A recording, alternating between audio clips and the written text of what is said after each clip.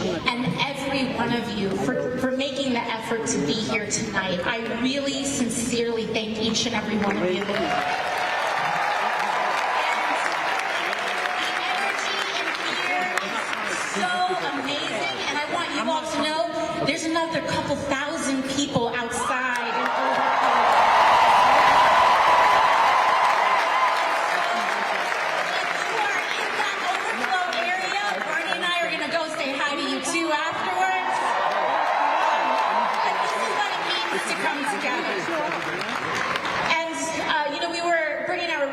Las Vegas not too long ago, and being here and being with each and every one of you, it just reminds me a lot, and it connects me a lot to my own story. And you know, I came from a working class family, just like most of you. My mom cleaned houses. My dad was working to start a small business. And si se puede, my dad was working, si se puede. Because like many of you all, they did everything they could to struggle and scrap everything together just so that I could have a chance. So my brother and I could have a shot. And we went to public school, and we worked as hard as we could. And when I was a teenager, my dad was diagnosed with a very rare form of cancer, and by the time I was 18 years old, he had passed away. And this is so emblematic. The thing about this experience is that while it is so impactful, it's actually not uncommon. They worked so hard their entire lives in pursuit of an American dream. And they were well on that way. They were providing a better life for my brother and I than the one that they experienced growing up. But then all of a sudden, you're just one event away from everything being ripped out from under you, from the rug just being totally snatched. And that shouldn't be the way things are in this country. We shouldn't be one accident away from catastrophe, one natural disaster from losing everything. We don't have to live this way. And in fact, we are all here together because we share in the frustration and the heartache that comes from watching people in power actively tear down or refuse to fight for everyday working Americans like us.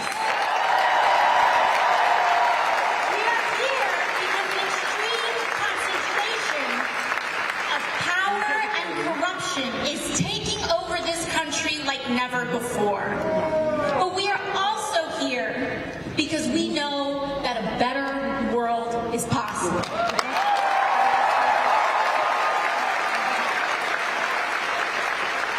to get to there, we need to be honest about where we are right now. We are witnessing an oligarchy in America,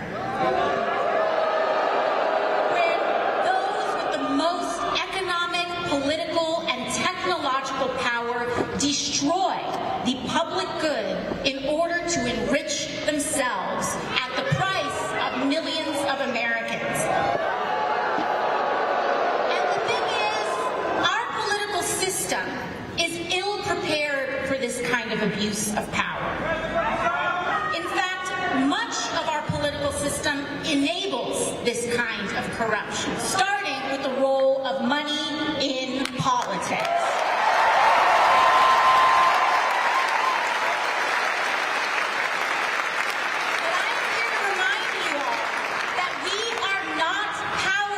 In this moment, people are starting to put the pieces together, and ironically, the most divisive forces in this country are actually starting to bring more of us together.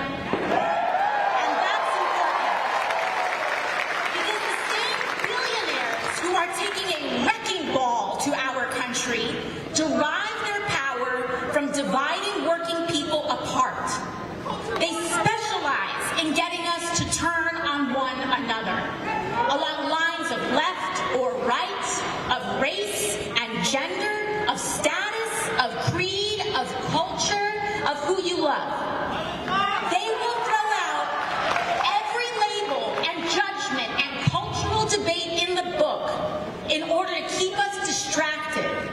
Because the last thing they want us to realize is that the actual division in this country is between those at the very, very top and their endless greed, costing the lives of everyone else.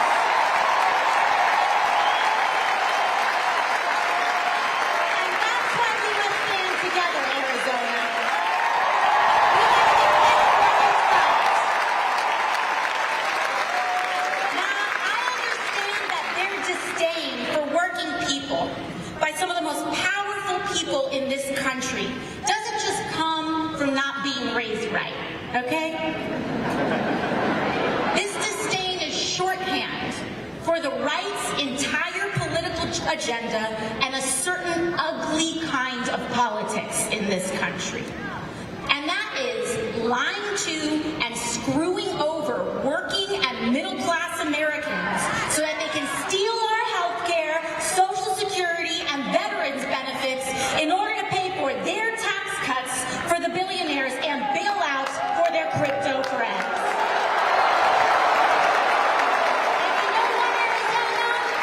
There's a certain kind of word for this kind of thing. Corruption. And I understand what it feels like to watch all of this stack up. From how overwhelming and brazen all this selfishness is, the constant headlines and notifications dismantling the Department of Education, trying to end birthright citizenship, the things that make us American. I understand how overwhelming it can feel, and it can make even the best of us want to give in to despair, to feel tired, to feel like there's not much worth fighting for. Because when the system is stacked against you, it's hard to feel like anything you do matters. It's hard to feel like we matter in this democracy. And it is easy to give in to the despair. And I can tell you, I know that when I was waitressing and struggling to put food on the table, for a while there, I did. I tried to stop caring. I tried to just keep my head down, work my shifts, and accept that this is just how things are. But that is no way to live, Arizona.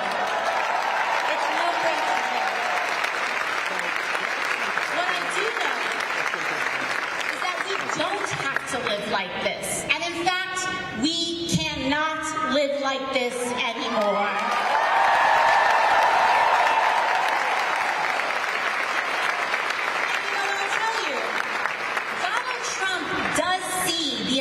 Pressure that working people are under. But his answer to that pressure is an America that operates on the logic of every man for himself. And I do say every man for himself because he sure doesn't believe in women's rights. But now that Trump is back in power, we can see it clear as day. He's handed the keys of this country to Elon Musk and is selling off the United States for parts to the richest people on the planet for a kickback. And in exchange, these billionaires and corporations and lobbying industries will back his campaigns and fund them as well as those of his allies. They scratch his back, and he scratches theirs, and the rest of us get left behind. And I'll tell you, the clever thing about what these guys do is that they sell working people like you and me on the idea that we're just one step out of being in that club too. That you're just a little bit away from being one of them. Right? Except those kinds of spoils that they are rolling in are not earned. They aren't working for those billions of dollars. They're stealing them. They're stealing them from you and you and you and your mom and your grandparents and all of us. Just look at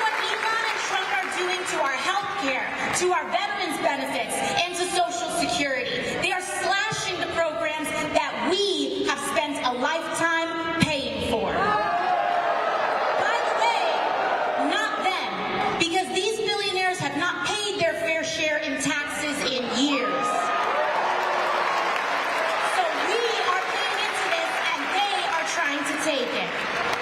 And mind you, even if you aren't on Medicaid or Medicare, this raises your private health insurance costs too. And let's talk about Medicaid and Medicare for a second. Because just a few weeks ago, every single House Republican voted to cut Medicaid in this country. And so many of them now are, oh, no, we didn't. It didn't say Medicaid in the bill. No. They voted to cut $880 billion from a committee that governs Medicaid. And they voted for that. Now, you see, the thing is, these budgets are not just fights about numbers. We need to understand that. They are fights over our values as a country. Because Medicaid, Medicare, and Social Security were promises that we as a people have made to each other about the kind of country we are and the kind of society we want to live in. And I don't know about you, Arizona, but I want to live in an America that guarantees health care to every person.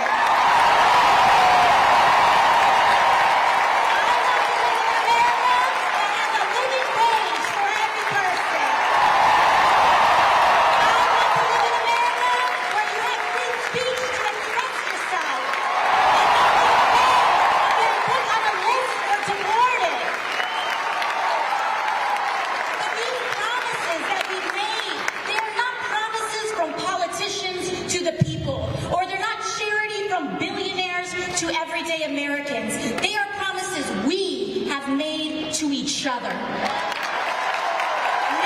to neighbor, friend to friends, teacher to students, family member to family member. That we want to live in a society that is not depraved, not every person for themselves, but all of us standing together.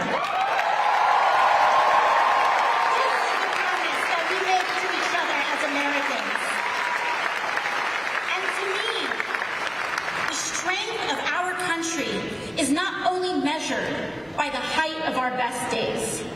The strength of our nation is about who is there for you and what happens on your worst day. And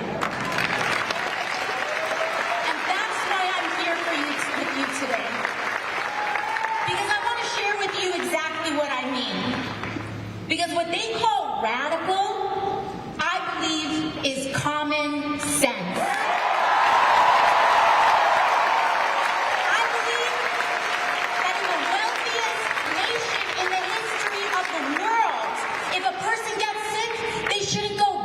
Common sense.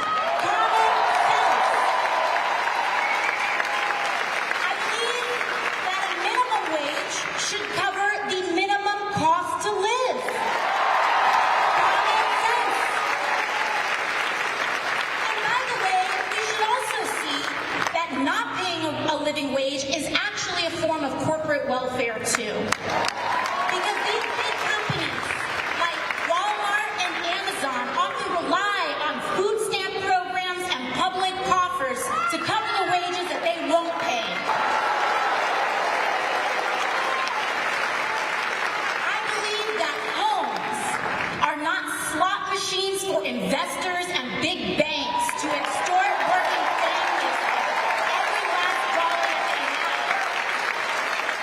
A home is sacred.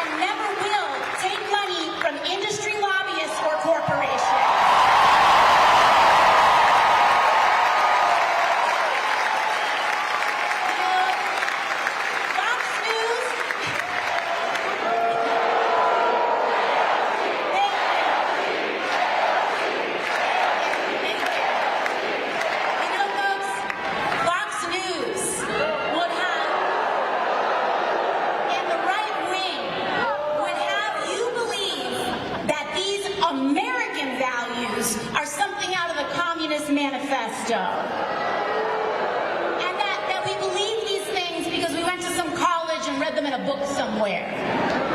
But I can tell you that I don't believe in healthcare, labor, and human dignity because I'm an extremist. I believe these things because I was a waitress. Because I scrubbed toilets with my mom to afford school. Because I worked double shifts to keep the lights on. Because I did lose a parent to cancer as a kid, and I've seen my mom open the hospital bills a couple days later. Because on my worst day, I know what it feels to feel left behind. And I don't want any of us to live like this anymore. We deserve better, Arizona. We deserve better than this. And let me tell you something. This isn't just about Republicans either. We need a Democratic Party that fights harder for us too.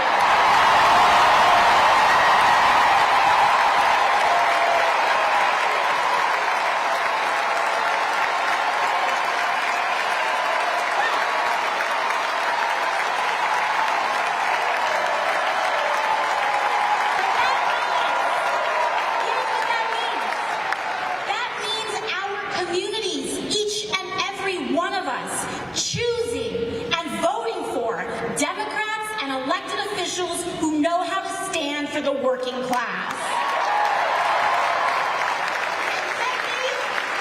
I want to give you your flowers for a second, because you all have been working overtime to make that happen. In fact, one thing I love about Arizonans is that you all have shown that if a U.S. Senator isn't fighting hard enough for you,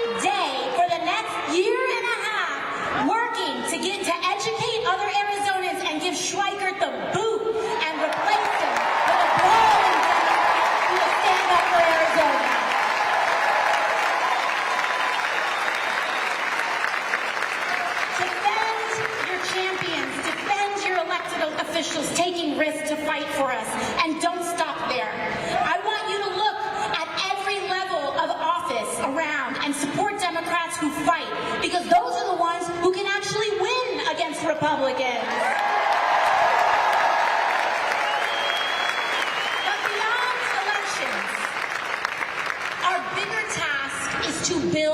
community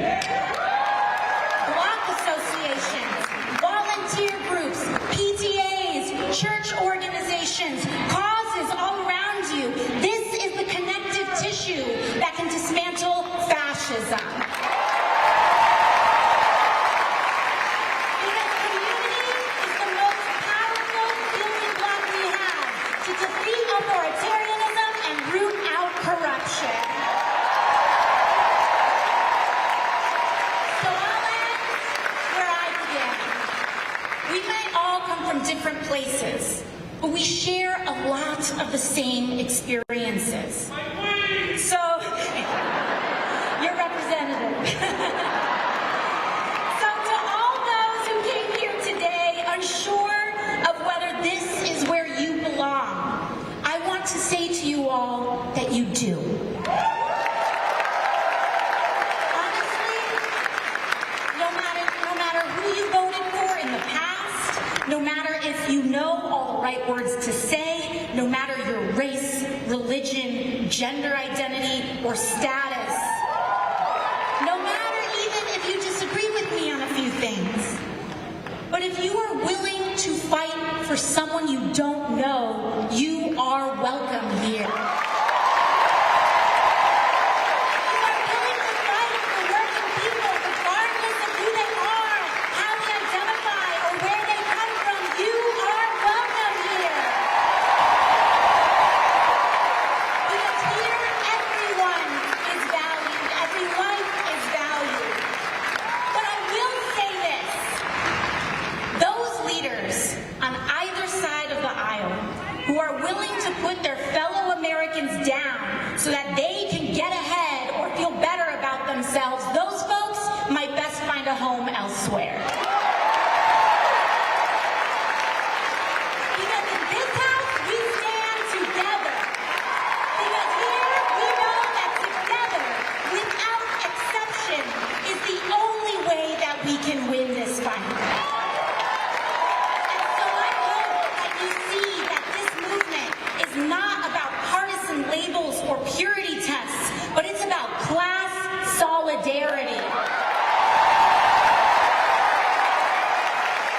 It's about the thousands of you who came out today to stand together and say our lives deserve dignity and our work deserves respect. No matter who we are or where we come from, we are here to make a sacred promise to each other today, to take care of each other on our worst days, and to share in the successes of our best. So with that, I want to introduce to you all a man who has spent his entire life trying to bring us together. You know, I know that one of the things that inspired me to run for office for the first time is that when I saw Senator Sanders on television. And I was wiping tables down and saw the TV on and saying every person in this country deserves health care as a human right. And I know it made me feel almost for the first time that this isn't something that we should earn. This is something that should be afforded to all of us because we are human. Because we are human. And I just want to thank him, and so let's give him the most earth-shaking round of applause. When we come out, everybody, Senator Bernie Sanders.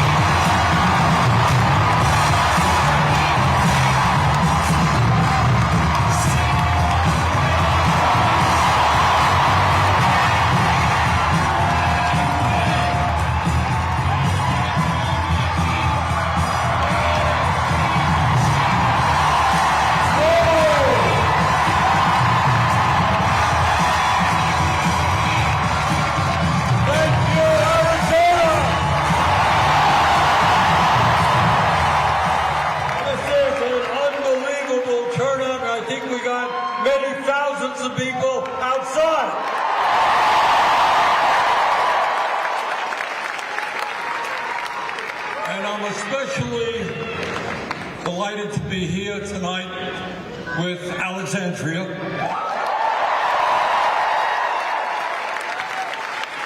You know, when Alexandria was was a little girl, she helped her mom clean homes to make the money the family needed.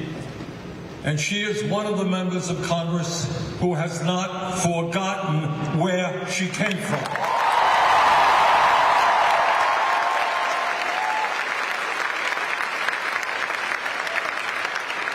Alexandria and I were in Las Vegas earlier today. Tomorrow we'll be in Colorado, and then we're coming back to Tucson.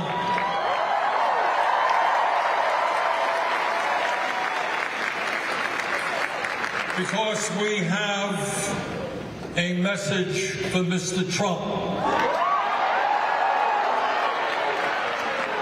And that is, we will not allow you to move this country into an oligarchy.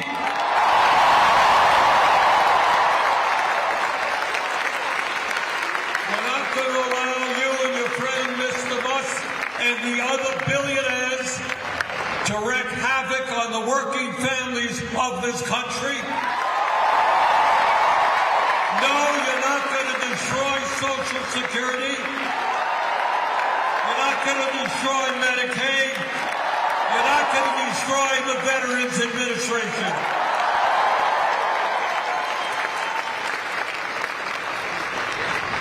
And I'll tell you what else you're not going to do. We're not going to let you undermine the democracy that men and women in this country have fought and died for.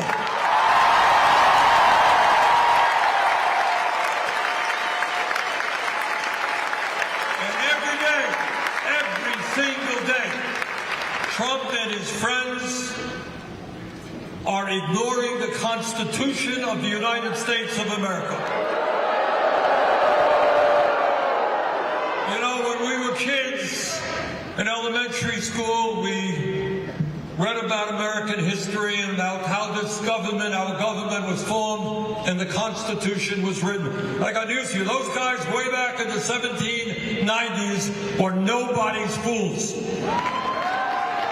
understood that in our Constitution and in our government, you had to have a separation of power so that no one person had it all. And then created an executive branch, a legislative branch, and a judiciary. And every day, Trump is trying to take power away from the Congress. He is trying to take power away from the judiciary. Unbelievably, when a court makes a decision, you can agree with it, you can disagree with it. Most of us thought that Citizens United decision was a horrible decision. Most of us thought that the decision to override Roe v. Wade was a terrible decision. But in our form of government, you don't impeach judges for writing a decision you disagree with. In our form of government, unless you are a coward, you don't sue the media because they report on things you don't like.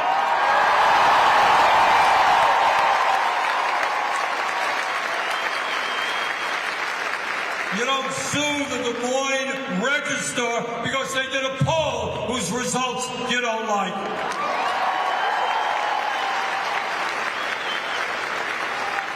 In the democratic society, we understand that criticism and debate is what makes this country great. And unless you are a coward like Trump is, you welcome that debate and that discussion.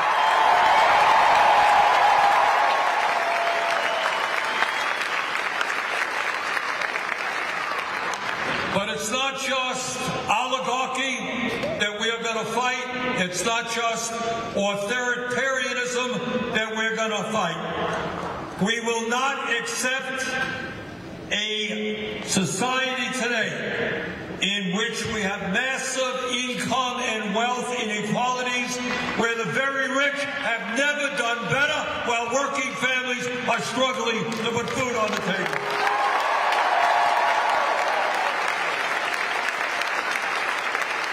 And we're not, I know we're in a hockey rink and you got guys playing defense, but they also play offense.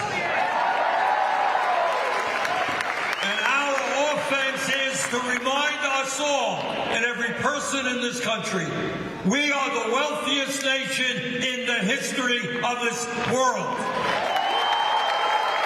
And that we want and will have an economy and a government that works for all of us, not just the 1%.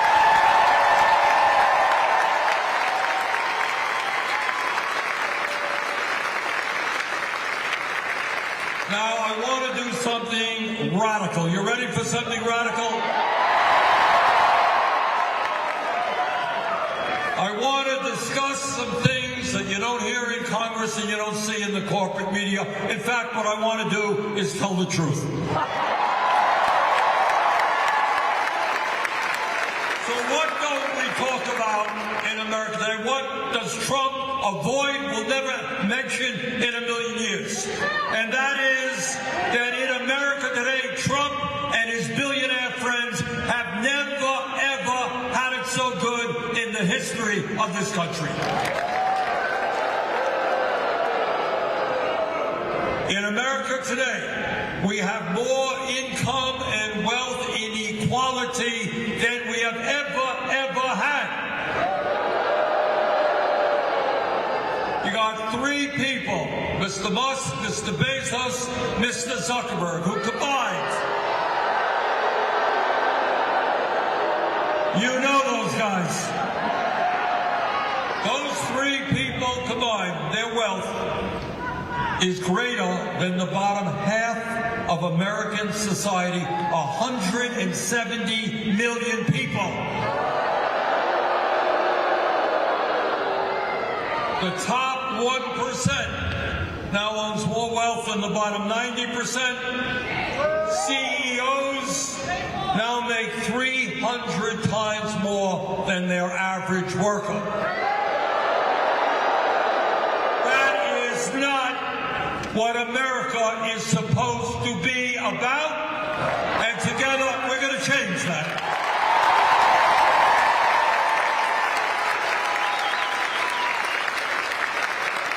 But it's not, that's right, USA.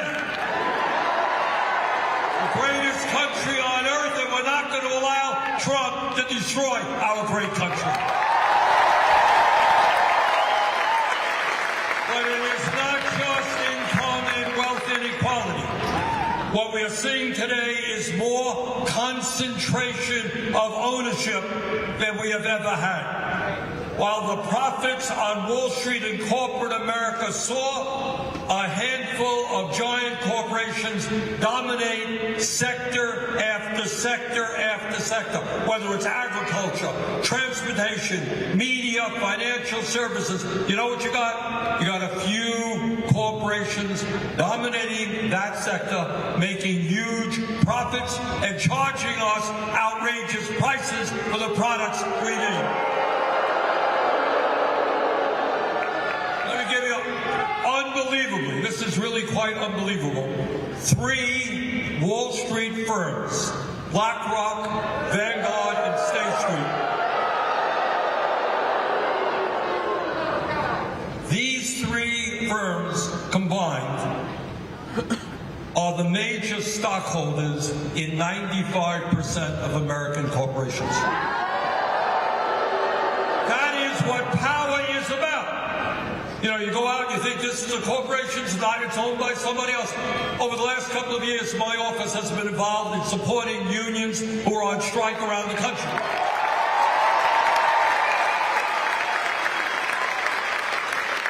So we get on the phone and I say, I want to talk to the CEO because I'm concerned about the way you're treating your workers. And they say, well, the CEO doesn't have any power. Got to talk to the other guy who owns the company. Talk to the other. You got to talk to somebody else who owns them. So what you have is massive power, massive concentration of ownership. And let me tell you something about these guys, because I deal with them occasionally. They are not nice guys. You know, if somebody goes out and robs a 9/11, you got 9/11s here? All right. Somebody goes out and robs a local store. Everybody says, you know, that's a criminal. God forbid somebody gets shot. Terrible, put the person in jail and so forth.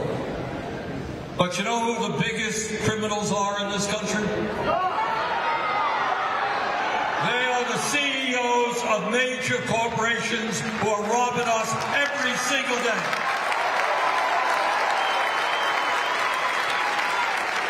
They are the fossil fuel industry that has lied to us for years about what they're doing to the planet. It is the drug companies who charge us the highest prices in the world, and people die because they can't afford those drugs. It's the insurance companies who deny claim after claim. Those are major criminals.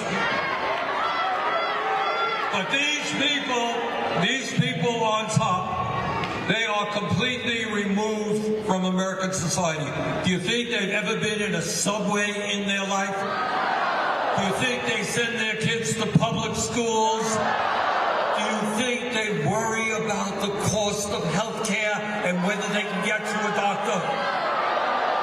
Do you think they vacation in a national park? No. These guys vacation in the islands in which they own. Some of them, just for kicks, will spend a few $1 million riding on a spaceship to outer space. So that is one America. It's an America where the 1% has never had it so good. I want to say something that I fully don't understand, and maybe you can help me on this. Everybody wants to live comfortably. Everybody wants to make money. But what I have never understood is why it is that when you have people who are worth tens of billions of dollars, they have this compulsion, this greed, that they need more and more and more, and they are prepared to step on anybody who gets in their way. Can you imagine people like Musk and other multi-billionaires cutting nutrition programs for hungry children? In what world, in what planet, in what religion is that vaguely moral? So you got one America in which the people on top have enormous wealth, and they have enormous power. And I'll tell you something else about power. Power is not just owning a couple of mansions and a jet plane. What power is, when election comes, it's the ability to spend unlimited amounts of money to buy and sell politicians. And I don't care if you're a Republican, Democrat, or Independent. Does anybody think that people like Musk spending $270 million to elect Trump as president and then becoming the most important person in government, does anybody think that has anything to do with a democratic form of society? But it is not just Musk, and it is not just Republicans. Democrats have their billionaire campaign contribution as well. And that is why, in my view, there's probably nothing more important that we can do than overturn this disastrous Citizens United Supreme Court decision.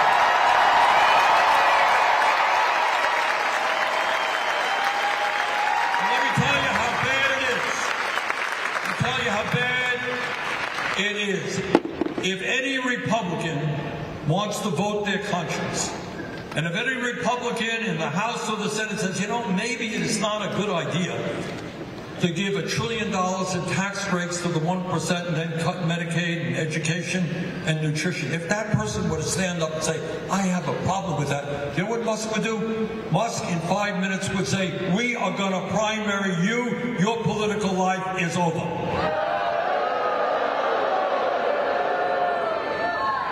That is not democracy. And our fight is to make sure that we remain a democracy. One person, one vote, not billionaires buying elections.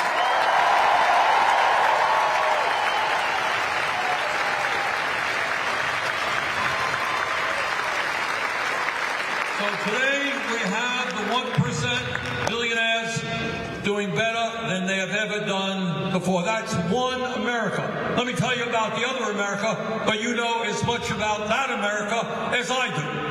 And that is that today, in the richest country in the history of the world, 60% of our people are living paycheck to paycheck. You all know what paycheck to paycheck is about? All right, I grew up in a family, Alexandria grew up in a family that lived paycheck to paycheck. And unlike Donald Trump, I know something about that reality. And it is a reality that got me into politics, and it's a reality that I will never forget. So what does living paycheck to paycheck mean? It means that every day, millions of Americans worry about how they're going to pay their rent or their mortgage. Tomorrow, your landlord tells you that he's raising your rent 20, 30%. What the hell are you supposed to do? You got a kid, you can't afford the rent, you got to find another place to live, you got to take your kid out of school. All over this country, rents are soaring.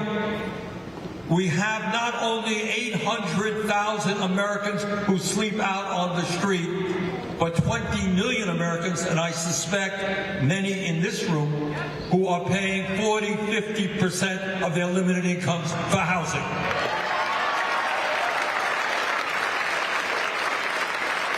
That's living paycheck to paycheck. Living paycheck to paycheck is being a single mom and having to figure out how you come up with $20,000 a year for child care so that you can go to work and support your kids. Living paycheck to paycheck is wanting to buy good quality food for your kids, but going to the grocery store and seeing the prices are sky high.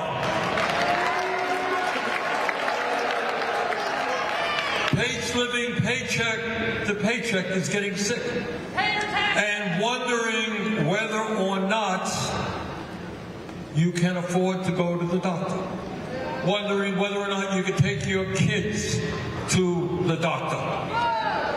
That's living paycheck to paycheck.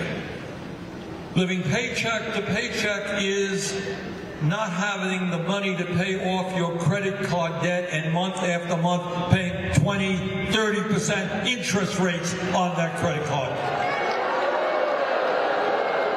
All right, you tell me now, what did I miss? What is living paycheck to paycheck about? Say that again? She got paid yesterday, she's got no money today. You paid off the bills. All right, what else?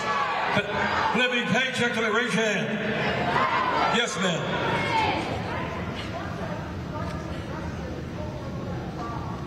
All right. Afraid that if you protest, you might get arrested and you won't be able to get a job. Yes, sir.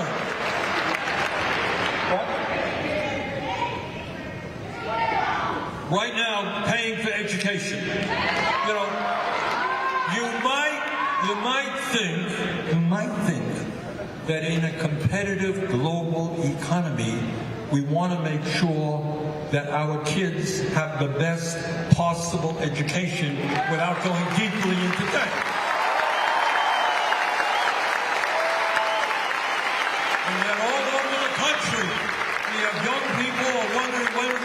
go to a trade school to become an electrician or carpenter, whether they go to college, want to become a teacher, but they're worried about coming out of school $50,000, $100,000 debt. Do you know we are in desperate need of doctors in this country?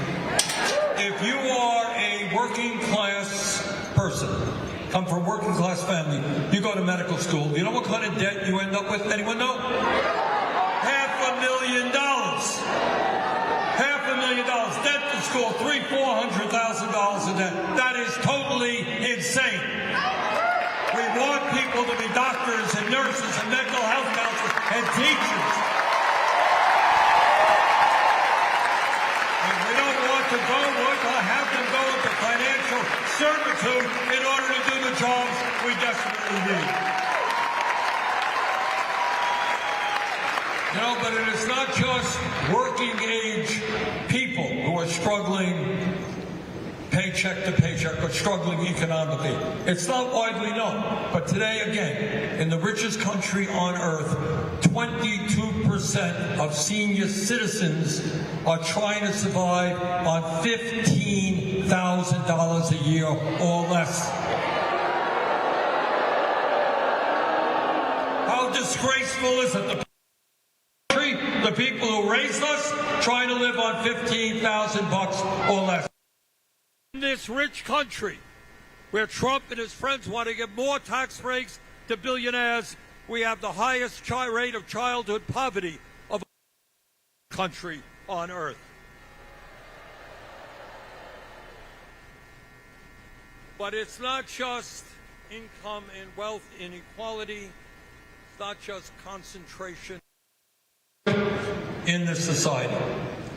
Today in America, everybody knows that we have a healthcare system that is broken, that is dysfunctional, that is cruel.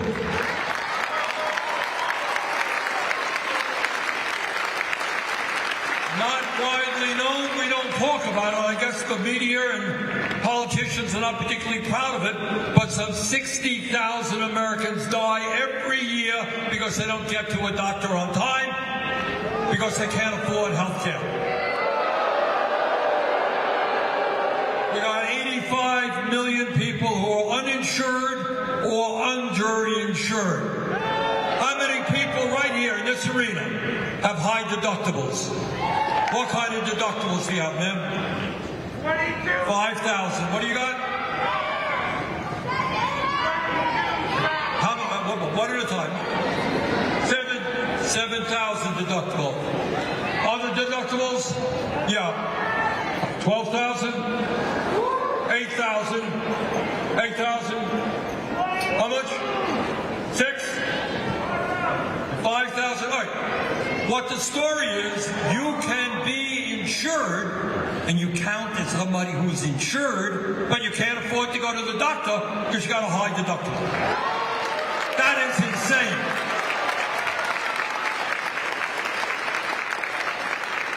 It's not just healthcare. I want to raise another issue that is never, ever, or very rarely talked about.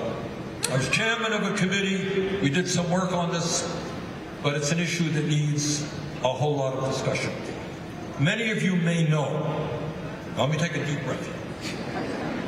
What do we want out of life? Let me ask you a philosophical question. What we want out of life is to live, I think, people can correct me if I'm wrong here, you want to live long lives, right? You want to live a long life? You want to live a happy life? You want to live a productive life? You want to do meaningful work, right? All right, that's what we want. In America today, despite spending twice as much per capita on health care as the people of any other nation, our life expectancy, how long we live, is 4 years shorter than other countries, on average. Got that? And why that is, it's a long discussion, can't get into it tonight. But here's what I do want to say. As bad as that is, there is something that is even worse, and we don't ever talk about it. And that is, if you are a working class person in America, you will live, on average, 7 to 8 years shorter lives than the wealthy. You got that? In other words, being working class in America is a death sentence. All right, I got a question I want to ask you, and I want you to give me your best answer. Why is it that a working class person will die 7 or 8 years earlier than somebody who's rich? Hold on, one at a time. Raise your hand. Ma'am? Access to health care is one issue. It's not the only one. Yes, sir. Gentleman here said stress.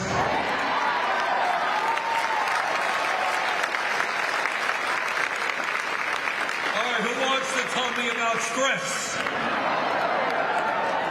All right, raise your hand and be as loud as you can. Yes, sir, right here, be loud. Overworked, and he needs too much overtime to take care of the family. Overworked. Yes, sir. Supporting two disabled parents on a teacher's salary. That's stressful. Yes, sir. Where's your body at? Yeah. Afraid that will, that's right. That's stress. Worrying about being deported. Okay. Yes, ma'am. Taking my kids to school with all these guns. Yeah. Still paying off student loans and can't afford to retire. Ma'am, right here.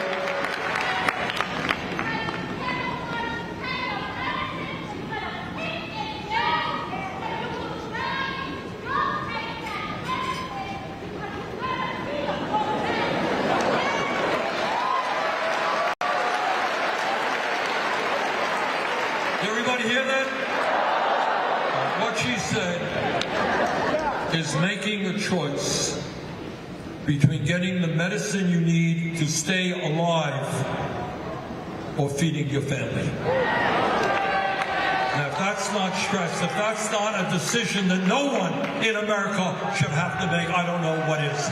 All right, I see. No, yes, ma'am. Yes, be loud. Every day, Americans sacrificing their bodies and their time, actually in the coal mines, in the hospitals, teachers, all the overtime. Everyday Americans are supporting the salaries as part of the cost of our own life. Right. I think we could probably go on for many hours. But here's the point, and we don't talk about it. I want to back up again. I want to say this. I would say it over and over, but I would eventually bore you to death. If we were a poor country, I would come before you and I'd say, I'm sorry that you got to work 50 hours a week. I'm sorry that you really have to do dangerous and dirty work. I'm sorry that you can't afford to send your kid to college. I'm sorry that the elementary school your kid goes to is inadequate, or that you can't afford childcare. But we're a poor country. We just can't afford that. We are not a poor country.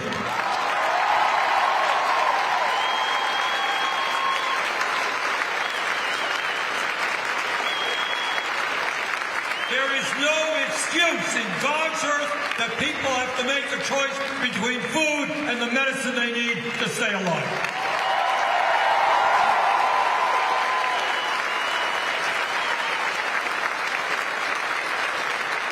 But what we have got to do, you see, this is, what the system in the broader sense, what the establishment, what the media, what the politicians want you to believe is A, you are powerless, you can't do anything, they got all the money, they got all the power, and B, that what you believe, you're just a small number of people. The truth is that the overwhelming majority of people, Democrats, Republicans, Independents, understand that everybody in this country has the right to a decent, comfortable standard of living.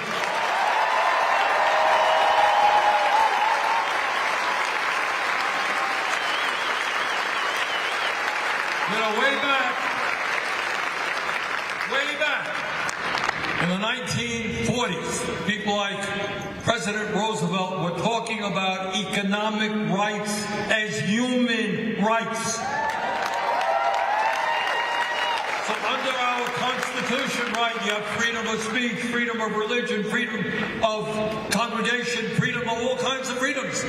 What we have got to establish in this country is that economic rights are human rights. Everybody is entitled to a decent standard of living. Everybody is entitled to health care, to education, to affordable housing. And brothers and sisters, this is not a radical idea. It exists already in other countries. We are the only major country not to guarantee health care to all people. Go to Europe, kids go to college. You know what college costs in Germany? Zero. You know what child care costs in Scandinavia? We can do it.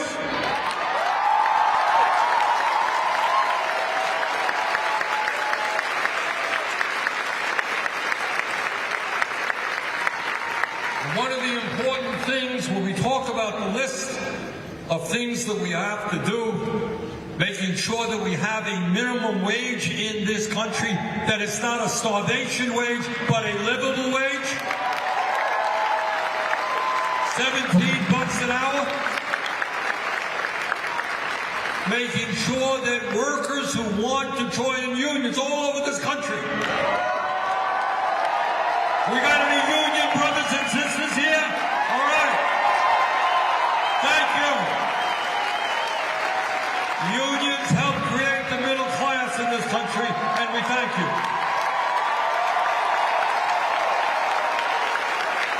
And all over this country, working people want to join unions.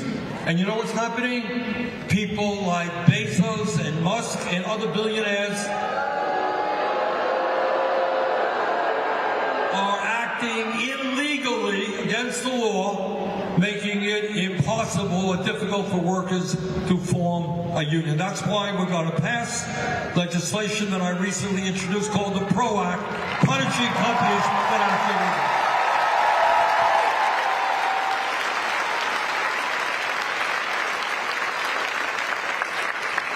You know, it's an amazing thing. I mean, it's an embarrassing thing. And it really is quite extraordinary. Every bloody scientist in the world who has studied the climate issue understands that climate change is real. Nothing to be happy about. It's real. And it is caused by carbon emissions and human activity. What is it? We need a doctor? We need... All right, we got police? We got somebody there? EM's good. Okay.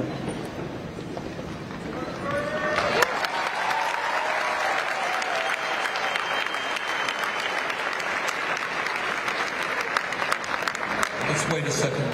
Person. Trump is not a pig! Trump is not a pig!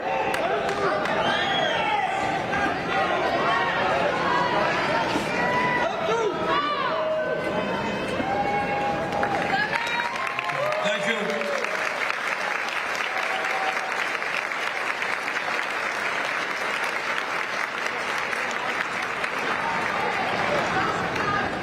What is extraordinarily embarrassing is that while the entire scientific community understands that climate change is real, it is caused by human activity and carbon emissions, we have a president today who believes that climate change is a hoax originating in China.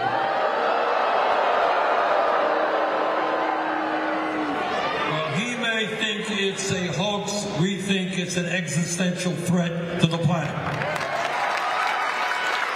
And I want to thank Alexandria, the world legislation, green jobs, which will create millions of good paid jobs, transforming our energy system away from fossil fuel, energy efficiency, and sustainability.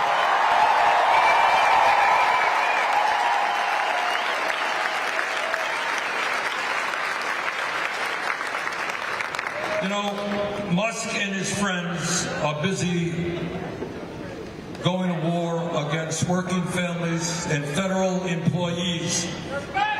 And I want to say something.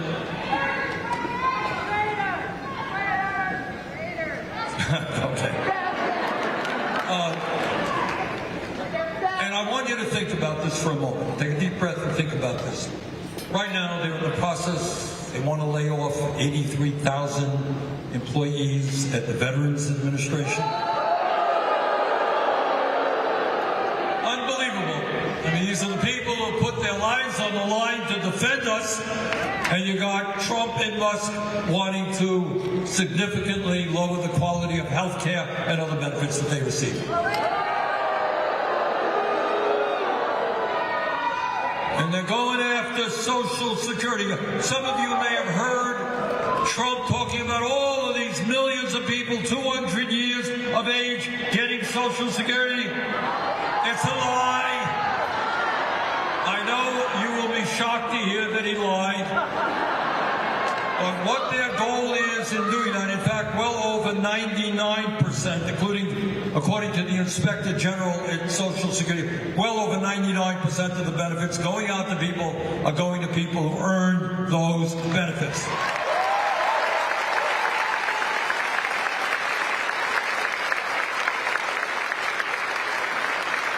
But you know why they are lying about Social Security? They want to destroy, they want to have the American people lose confidence in Social Security and lose confidence that our government can work for them.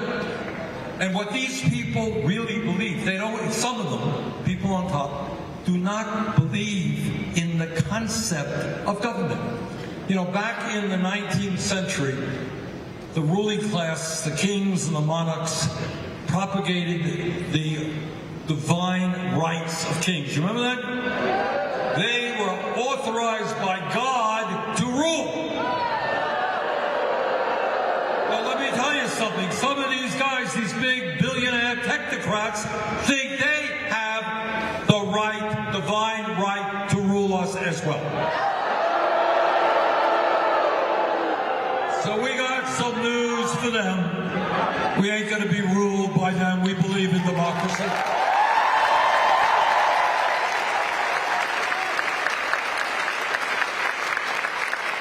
Let me mention something else. Think about it for a minute. We are in the throes of a major technological revolution through artificial intelligence and robotics. Now, I want you to think about this for a second. If Musk and his friends could summarily get rid of hundreds of thousands of federal employees, and by the way, do it illegally, okay, what do you think they are going to do in the private sector when artificial intelligence comes?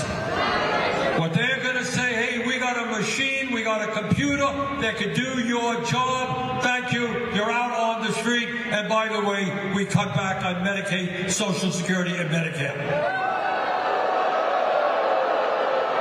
So this is an issue we've got to watch.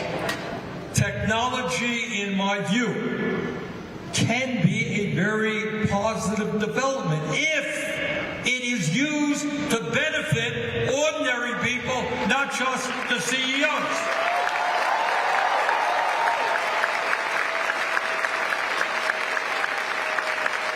And one of the pieces of legislation I introduced last year, we'll introduce it again, is I said, you know what, if you have all of this new technology that is making working people more productive, why don't we reduce the work week to 32 hours with no loss of pay?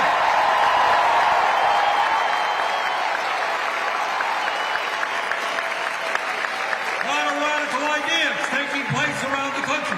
But here's the point. You got this powerful technology, robotics, artificial intelligence. They're going to make the economy much more productive. We cannot allow the billionaire class alone to benefit from those changes in technology.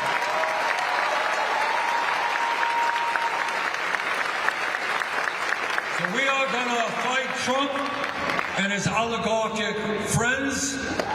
We're going to take on their effort to move us to an authoritarian society.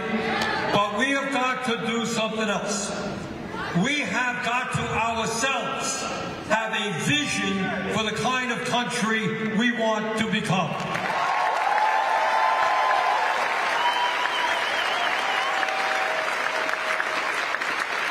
And if we are going, as I mentioned a moment ago, restore a vibrant democracy in this country, we got to get rid of Citizens United and billionaires buying elections.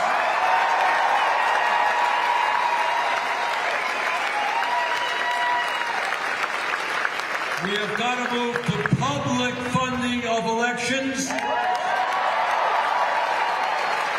One person, one vote, not billionaires buying and selling politicians.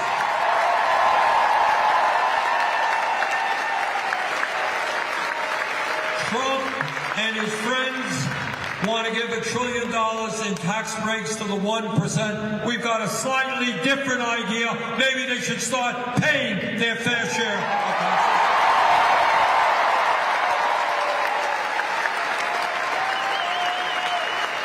Musk and Trump want to cut Social Security. We ain't going to let it. In fact, instead of cutting Social Security, we should expand Social Security benefits by lifting the cap on taxable income.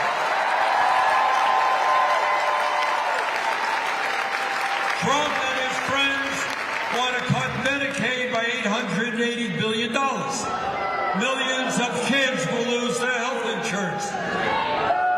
Community health centers will lose an important part of their funding. If you've got a mom or a dad in a nursing home, understand that 2 out of 3 people in nursing homes are funded by Medicaid. It would be a disaster for the whole healthcare system. Well, we got a different idea. Instead of cutting Medicaid, we're going to guarantee healthcare to every man, woman, and child.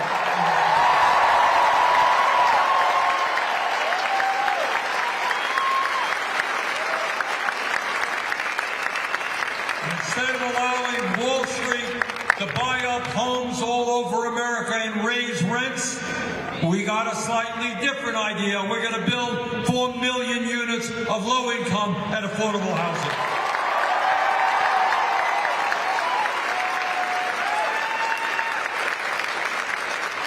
Trump may not understand it, but if we're going to make America great, you got to have the best educated workforce in the world. No teacher, no public school teacher in America should make less than $60,000 a year.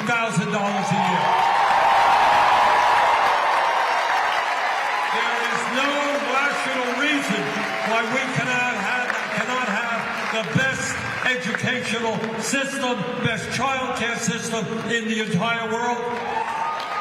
No reason why every young person cannot be able to go to college or trade school regardless of his or her income.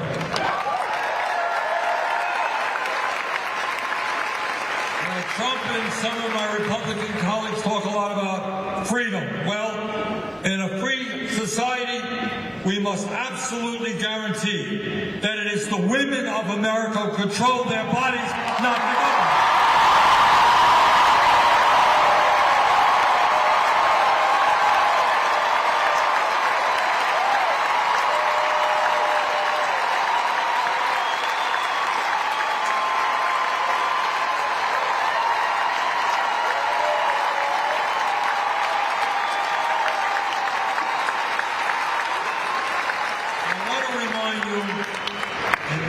Difficult times, that real change always comes from the bottom on up, not the top on down.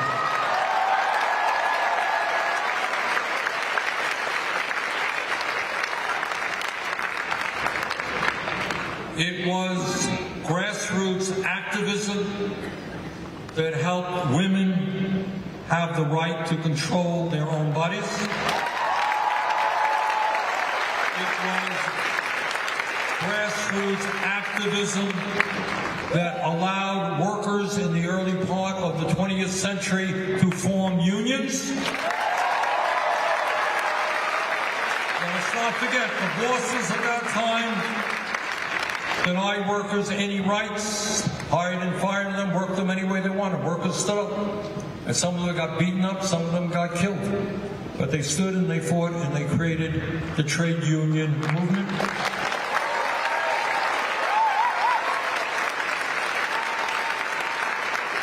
was Martin Luther King Jr. and grassroots activism that ended segregation in America.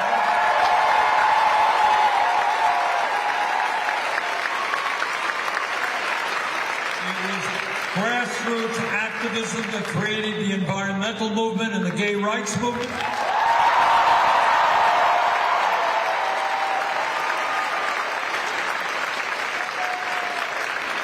So I say to you tonight, yes, the oligarchs are enormously powerful. That's just the truth. They have an unlimited amount of money. They control our economy. They own much of the media, and they have enormous influence over our political system. But from the bottom of my heart, I am convinced that they can be defeated.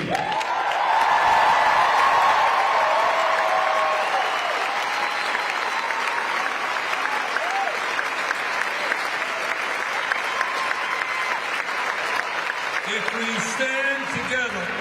we stand together, this is what demagogues always do. Look, they understand. You go out to working class Republicans and you say, hey guys, do you really think we should give tax breaks to billionaires and cut Social Security and Medicaid? They say, well, you're crazy? Of course not. Nobody believes that. Nobody, or very few people, believe that climate change is not real. Very few people think that we should not expand Medicare to cover dental, hearing, and vision. Right? People are in agreement about this issue. So how do these right-wing Republicans succeed? They succeed, that's true. We don't have the time to get it, but we have never seen the big lie.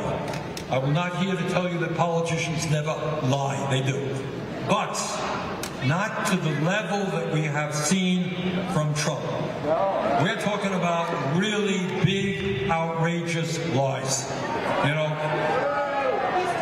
All right. So, point is that their job, the way they succeed to give tax breaks to the rich, throw people off of health care, try to cut Social Security, is they divide us up.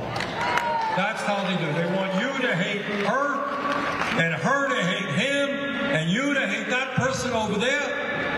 That's how they do it. That's how demagogues always do it. You pick on a scapegoat. And you say, that's the person who's all the problems you have. You're going to hate that person.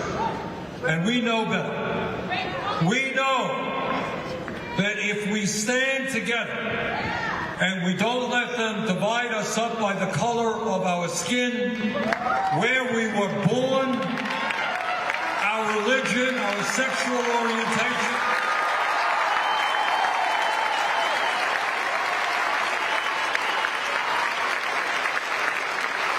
If we stand together, we can not only defeat Trumpism, but we can create the kind of great nation we know that we can become. Thank you all very much.